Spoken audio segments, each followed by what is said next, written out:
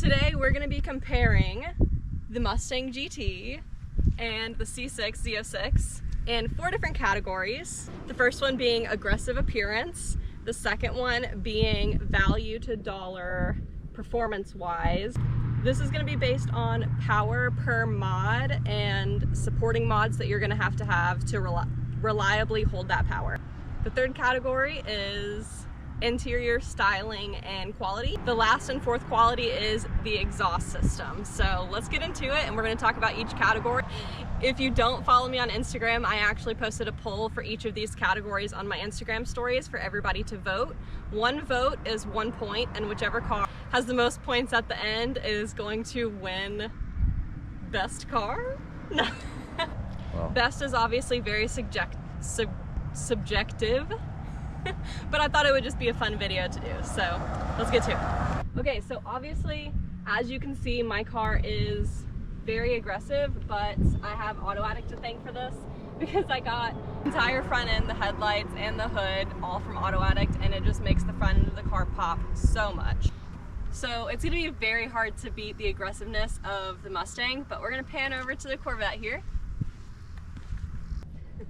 So obviously the front end of the Corvette is stock except for the black lip down here, which does help add an aggressive touch to it, but overall it is pretty stock looking. Now personally, I think that these cars look super aggressive from the factory, so you don't really have to do much to them, but we're gonna see what the poll says. The one thing that I think the Z06 beats the Mustang at is having the factory wide body. I think the factory wide body on this car makes it look so much more aggressive from the rear than the Mustang. Walk over here.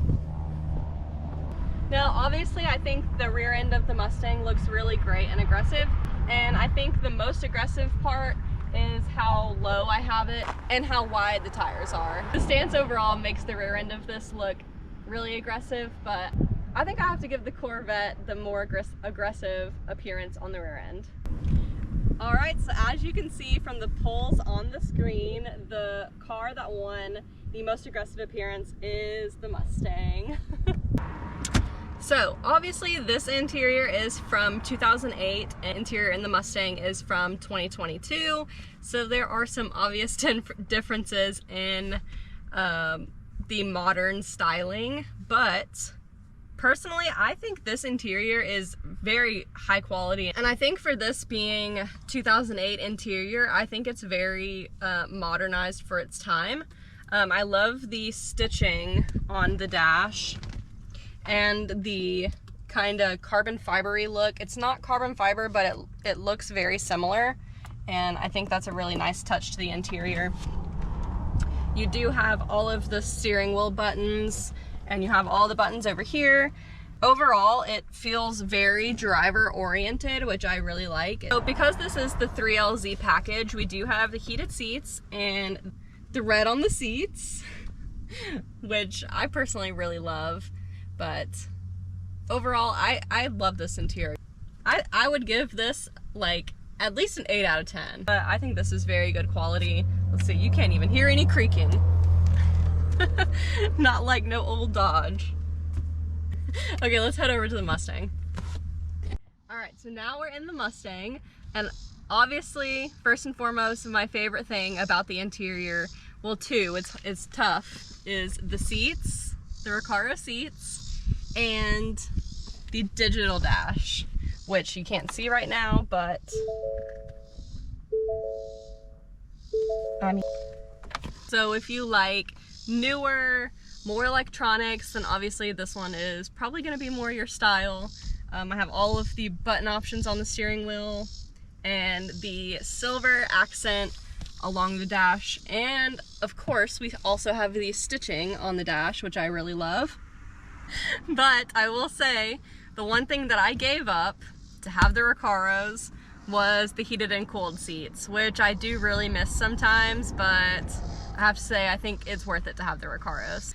One thing that really throws me off is that the Camaros, or the SSs and ZL1s, can have the heated and cooled Recaros, but for some reason the Mustangs can't. And ours are also manual seats instead of electric seats. So it's a little frustrating, but I love my seats and it just makes it feel more of a race car. So I don't mind it.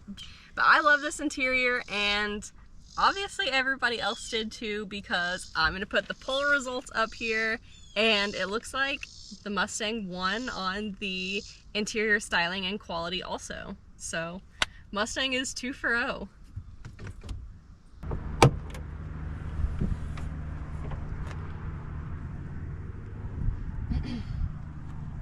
All right, for this section, we're gonna talk about value per dollar, performance-wise, and which car you can get the most out of for the least amount of money reliably. Obviously, I have a lot of money in this car, but if you were to get one of these factory, straight from the lot, and it was completely stock, and you wanted to make 700 horsepower to the wheels,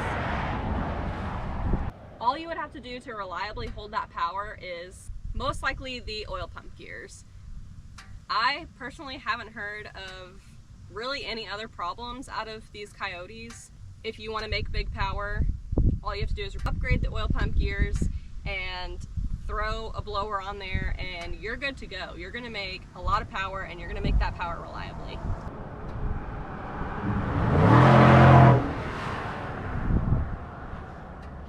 In my opinion, are the best bang for your buck because you don't really have to put too much money into it. Oil pump gears will probably run you, you know, the actual gears are like $200–300. If you are skilled enough to do the oil pump gears yourself, that will save you a lot of money. I would not try it, but it'll probably be at least $1,000 in labor to have that done, and then $8,000 for a blower kit and a tune, and you're making big power.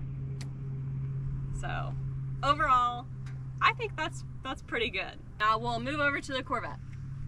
Now, admittedly, I am not super informed on any LS platform. It is just not my thing.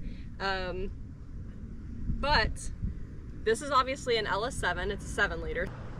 It makes big power, and the car is pretty light, so you're gonna be moving even without doing a bunch of modifications to it. Even stock, this car is gonna be really quick. This car specifically has the AI 280cc heads. It has the cold air intake, and the manifold and throttle body are both ported. It also has the stage 4 BTR cam. So as it sits right now, this car is ready for boost, but you have to consider how much money went into this to make it the way that it is right now. And our friend that we got this car from, he had all of this work done by a shop and tuned, and all of that work was about 10 grand. I don't know how much blowers go for these, but I would assume it's anywhere from 8 to 10 grand also. The same as what it would be for the Mustang. So my guess, if you do all of this work and you do a blower, you're gonna be in this about 15 to 20 grand, which is more than what you would be in a Coyote, but you could probably make a lot more power out of this, and being so much lighter, you're gonna be moving a lot faster than the Mustang would be and handling a lot better. So there are pros and cons, and overall it's just preference and what you prefer. Now, as you can see, the people voted the Mustang as the best value per dollar performance-wise. Now, I'm gonna stop talking because this next category is the exhaust system. We're gonna do some revs, some idles, and a few fly-by pulls, and then the people are gonna be the judge of which exhaust system is better, although I think I know which one's gonna win.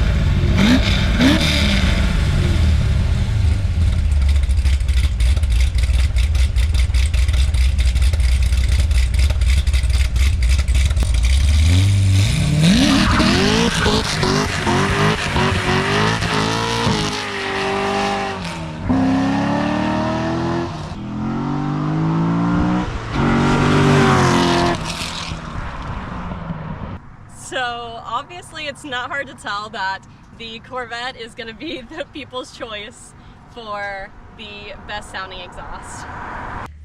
Obviously, a new day now. I realized when we filmed the rest of the video that I never did an outro, so here we are back with the results. So after I added up all of the votes from all of the polls, the Mustang obviously ended up winning. Based on the results you saw earlier in this video, the Mustang had 1,051 votes and the Corvette had a very surprising 558 votes. I figured the Corvette would have been much higher. We did do a little bonus point of which car would you take for the day. So the Corvette does have another 183 points on top of that, but I still think it deserves a lot more love than what it got. I think my Instagram just may be a little bit biased, so why don't you guys tell me down in the comments what you would pick for each category and if you think the Corvette should have won. That's it for this video. Thank you guys for watching. Let me know if you enjoyed it. It was a pretty fun video to film and different than what I've done in the past, so I enjoyed it. But thank you guys for watching, and I will see you in the next video.